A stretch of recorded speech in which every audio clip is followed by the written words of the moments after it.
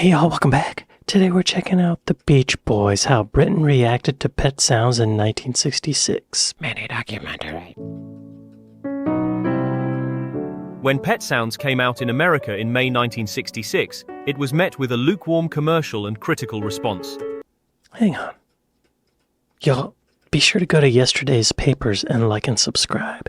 This video was recommended to me by Stephen Marsham. Thanks, Stephen. It surprises me that Pet Sounds was not a hit right out of the bat. It has Wouldn't It Be Nice on it. That's my personal favorite Beach Boys song. It has God Only Knows on it. It is kind of weird. There's some, it's weird. Yeah, it's weird. I guess people just didn't get it. But people in Britain did. People in Britain got it. Let's see why. What happened? In Britain, however, the record was a success both from a commercial and critical point of view, with the British press hailing it as the most progressive pop album ever released. In this video, we're going to look at how Pet Sounds was received in Britain, its chart success, the critical praise, the response it got from British artists and fans, and how that early recognition and lasting admiration helped keep the album's reputation alive, eventually turning Pet Sounds into one of the most celebrated and influential albums in pop history. Wow. So without further ado, let's begin. Yeah, what the hell? What the even? Now, God only knows, the Beach Boys, number 26 on our fabulous 40 knockout harmonies in this one. Listen carefully. 12 minutes until 8 o'clock on the Mike Lennox Breakfast program on your first for fun station, Big L, commercial radio at its best. In May 1966, the Beach Boys released one of the most ambitious albums in pop history, Pet Sounds. Emotional, experimental, and highly innovative, it marked a dramatic shift in the group's sound. But in America, the reaction was mixed. The album peaked at number 10 according to Billboard, and it quietly disappeared from the charts. Number 10's not bad. I mean, I'd be happy with number 10, but I guess for the Beach Boys, that was not great. I want to know what their album before was, What were people hearing from the boys before that? Let's just look. Wow, they had a lot of them. Wow, their first album was in 62. Then they had 3 in 63, 3 in 64. Wow, okay. What came right before? Beach Boys Party. Uncovered and Unplugged. What? I should have known better. Wait. Oh, okay. These are cover songs. What's the one before that? Summer Days and Summer Nights. Exclamation point. Okay. California Girls was on this. Okay. It actually sounds a lot like Pet Sounds. Similar production. Was this remixed or something? Because it sounds awesome. Doesn't say it. Okay, wow. Okay, yeah. Yeah. So production-wise, it does sound a lot like Pet Sounds, but the content of the emotional subject matter is a little more superficial. That what you would expect from a pop. Many listeners and critics found it too weird, too introspective, and too different from the Beach Boys' earlier material. Compared to their previous albums, its sales were considered a disappointment, and it was the first Beach Boys album since 1963 to not be granted a gold certification. Its lukewarm commercial reception in the States prompted Capitol Records executives to rush release the Best of the Beach Boys compilation just 2 months later in July 1966. Wow. That means they needed money. Dang. In Britain, however, it was a different story. Pet Sounds soared to number 2 on the UK albums chart and remained in the... What was first? Sound of Music soundtrack. That's huge. What was after it? Aftermath by the Rolling Stones, Strangers in the Night, Frank Sinatra, The Mamas and the Papas. Summer Days was number 6. Oh, wow. Small Faces. There's no Beatles on this? What's up with that? Top 20 for 32 weeks.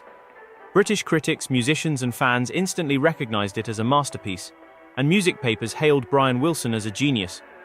The album influenced some of the biggest bands from that period, including the Beatles, and inspired a wave of cover versions from British artists almost overnight. Oh, really? Huh. It starts with just a little glance now.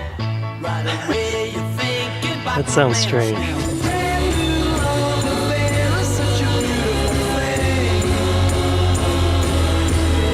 Today has gone. Tomorrow is here. The Septones. I came along when she broke your heart. That's when you needed someone. Peanut. Can't forget about her. Okay. Of course, none of these covers were a patch on the original versions, but they stand as a testament to the popularity of the record among British musicians. I'm waiting for the day when you can love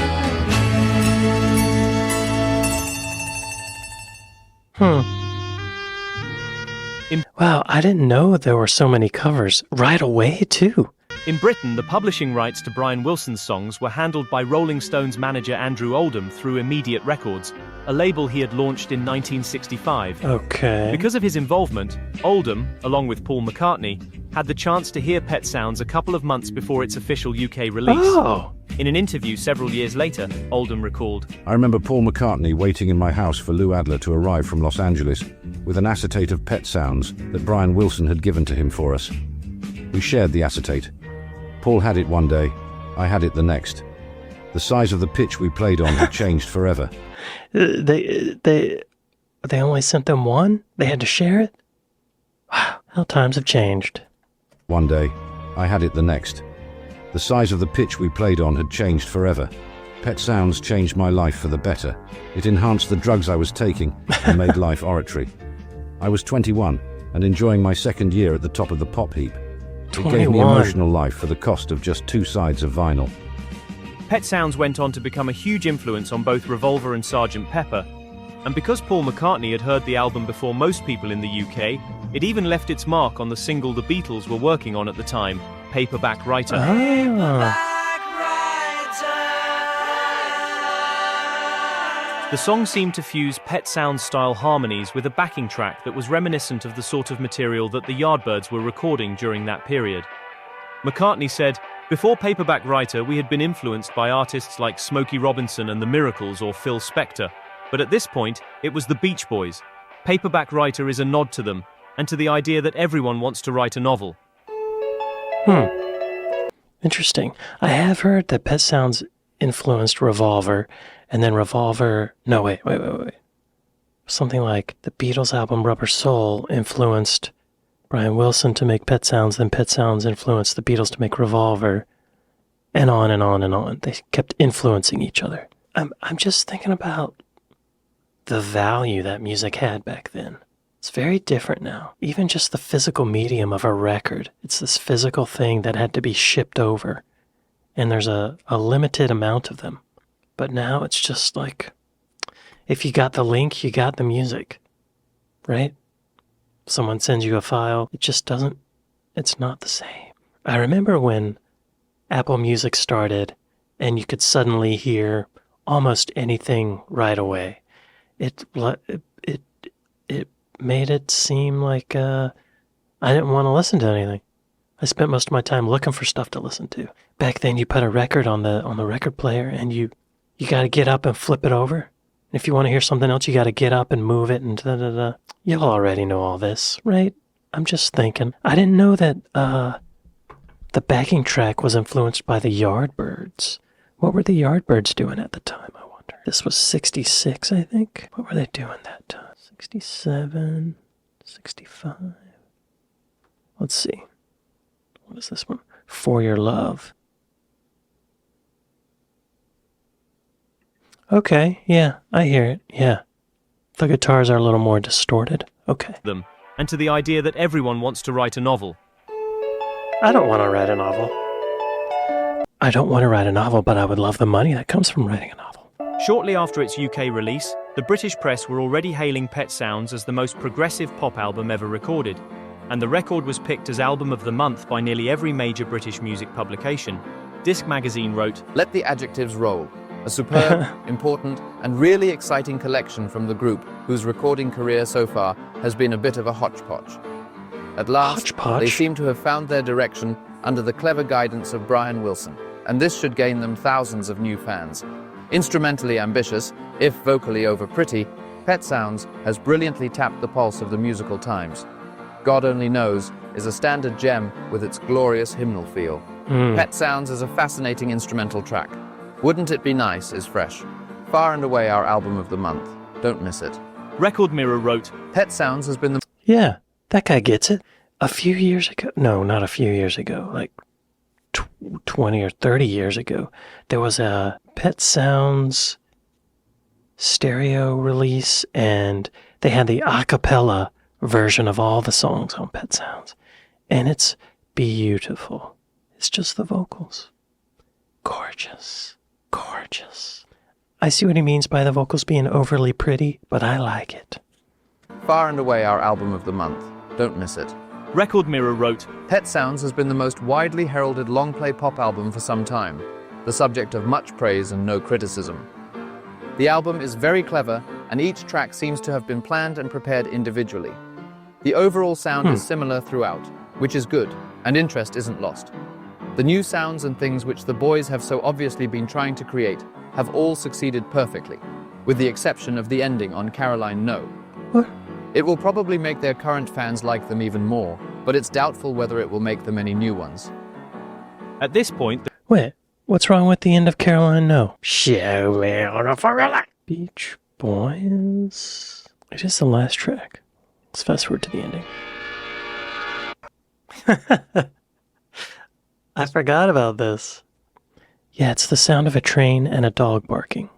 So I see what he means, but that's art. It was only like 10 seconds. the British press was filled with articles about the Beach Boys and their bold new direction, and music publications eagerly interviewed Brian Wilson about Pet Sounds, treating him less like a pop star and more like a serious composer. Beat Instrumental magazine reported, Lots of insiders with expert knowledge of the pop scene look on Brian Wilson, 23-year-old heavyweight of the Beach Boys, as a genius. He was 23. Wow, dang. What a talent. When I spoke to him on the transatlantic phone recently, he gave me some idea of what goes to make up a Beach Boys record. Brian Wilson said, I'd say the Pet Sounds album was the proudest production of them all for me. But there's something else that you won't hear for a while. It's a song called Good Vibrations, and I have high hopes that this one will be specially well received. Yeah, I think they recorded Good Vibrations for Pet Sounds, but there was some indecision, and it was recorded in like sections, or like they would record the drums at one studio, then the bass at another studio, and then the shaker at another studio. I think I reacted to a video about it by David Hartley. Check it out. Wilson also spoke about the emotional and spiritual side of his music. I'm not formally religious. I simply believe in the power of the spirit and in the manifestation of this in the basic goodness of people. I try to seek out the best elements of people, because after all, people are part of my music. A lot of the songs I write are the result of emotional experiences, of sadness and pain, and you don't get those experiences except in association with people. Wow.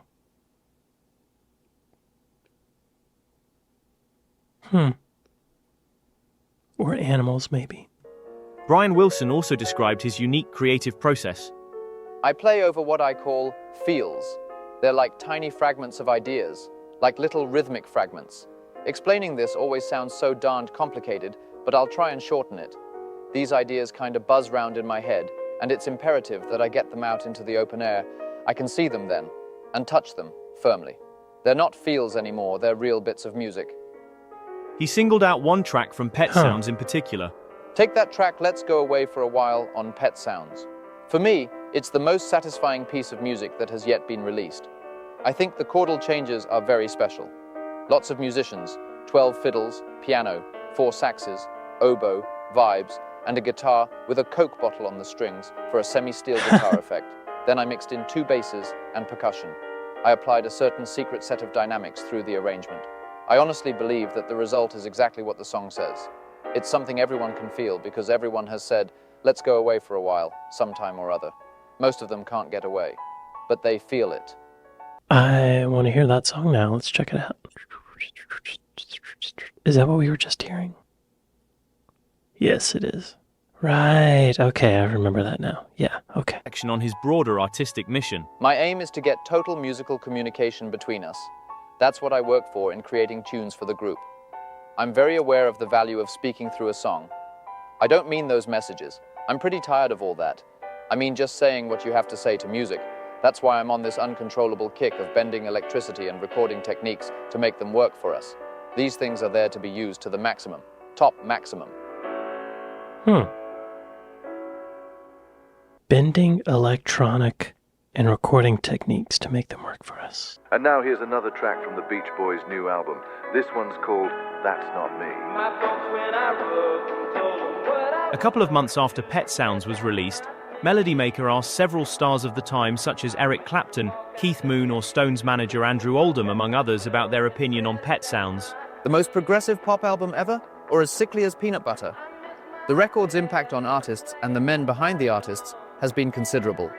The lengthy planned orchestration and finicky recording could set new standards altogether in Britain. The amount of time and thought Brian Wilson put into Pet Sounds was endless, and such exhaustive planning and musical mathematics might start a few lively brains ticking on this side of the Atlantic.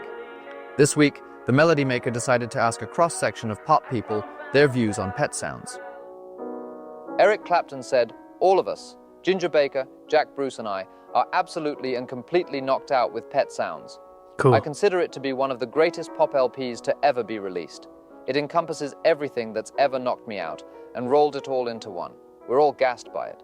Brian Wilson is without doubt a pop genius."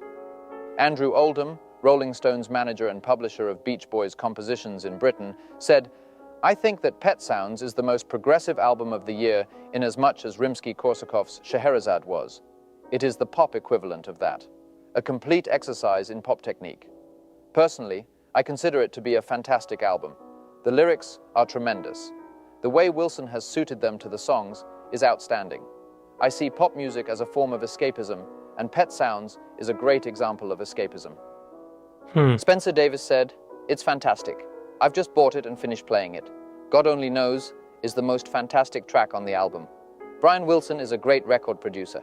I haven't spent my time listening to the Beach Boys before, but I am a convert now, and I just want to listen to this LP again and again. Wow. 13 of the tracks are originals, which can't be bad." Tony Rivers, vocalist of the Castaway. Hang on. Spencer Davis. That name sounds really familiar, but I don't know who it is. Let's look it up. Spencer Davis. Oh, Spencer Davis Group. That's why. Okay. Yeah. No wonder. Tony Rivers, vocalist of the Castaways, who recorded a cover of God Only Knows and issued it as a single in July 1966, was also very impressed. "I think it's a revolution in record production. We've been playing Beach Boys songs for years, but Pet Sounds is a complete change of style. Bruce Johnston, the sixth Beach Boy, played it to us first, and we couldn't work it out. Not until we took the record home and lived with it for a while did we begin to understand it. It's revolutionary in that Brian Wilson thinks out the song and then does the arranging, recording, and even the singing if the others aren't available." But not everyone was immediately on board with Pet Sounds. Scott Walker said, "I don't think it's revolutionary. In fact, I didn't even like it as much as the other Beach Boys album." Who's Scott Walker? Who's this person? Scott Walker. American-British singer-songwriter and record producer who resided in England. Walker was known for his emotive voice and his unorthodox stylistic path, which took him from being a teen pop in the 1960s to avant-garde musician. Oh, okay. I could honestly see why he didn't like it if he was more into avant-garde. Actually, no, I'm surprised he didn't like it. Manfred Mann's lead jealous. singer Mike Darbo said, "Basically, I admire the ingenuity of the LP, but it's not as revolutionary as people say.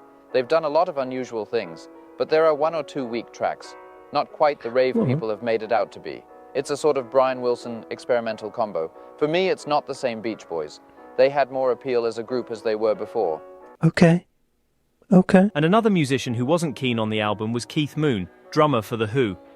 Moon was a huge fan of the Beach Boys' early surf hits, as well as Jan and Dean's California sound. He loved the fun, high-energy vibe of songs like Surfin' USA and Barbara Ann. But Pet Sounds caught him off guard. Keith Moon said, "I think Pet Sounds illustrates the way one man's mind works, that of Brian Wilson.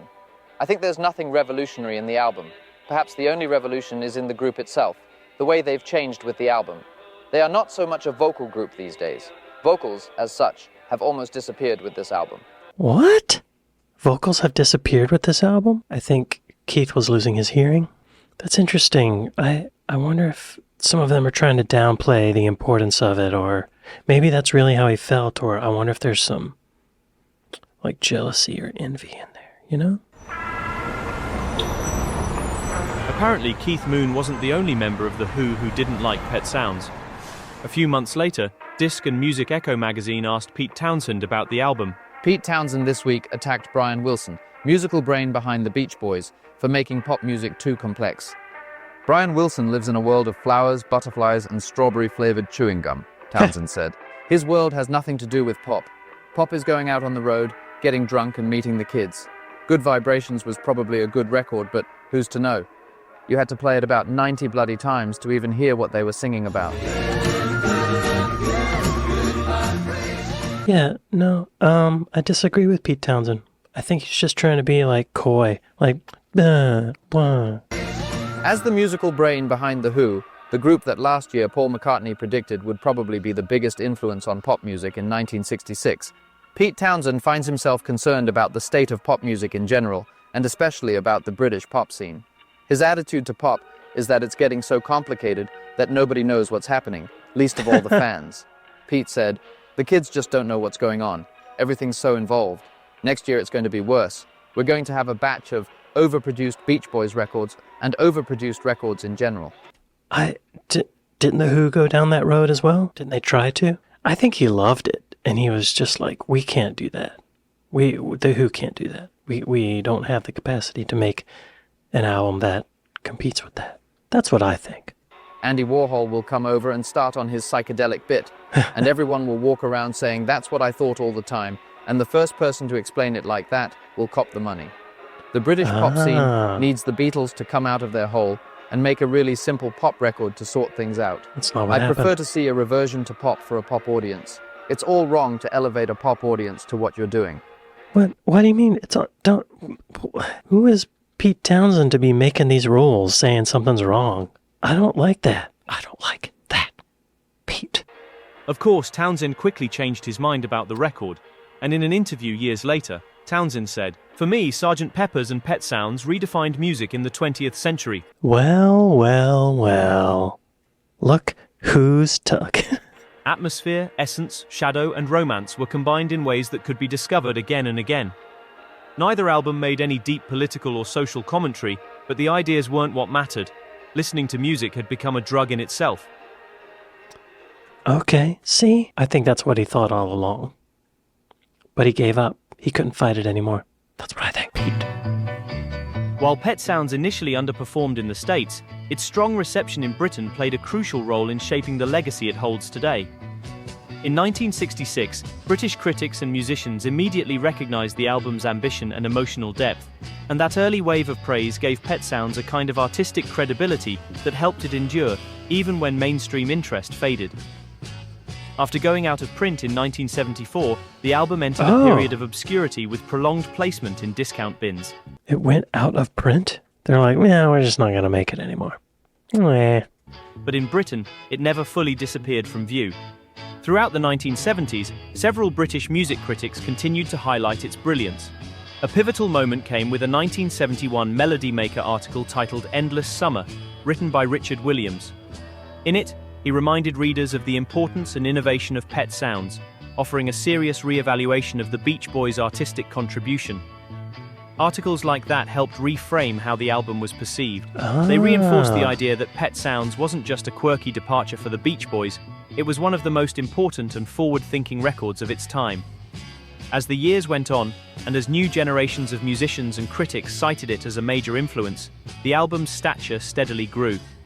As music culture began to value studio innovation and emotional honesty, Pet Sounds was rediscovered and reassessed. Nice. Today, it's often ranked among the greatest albums of all time, and the early support and lasting admiration it received in Britain played a major role in making that happen. Yeah. Wow.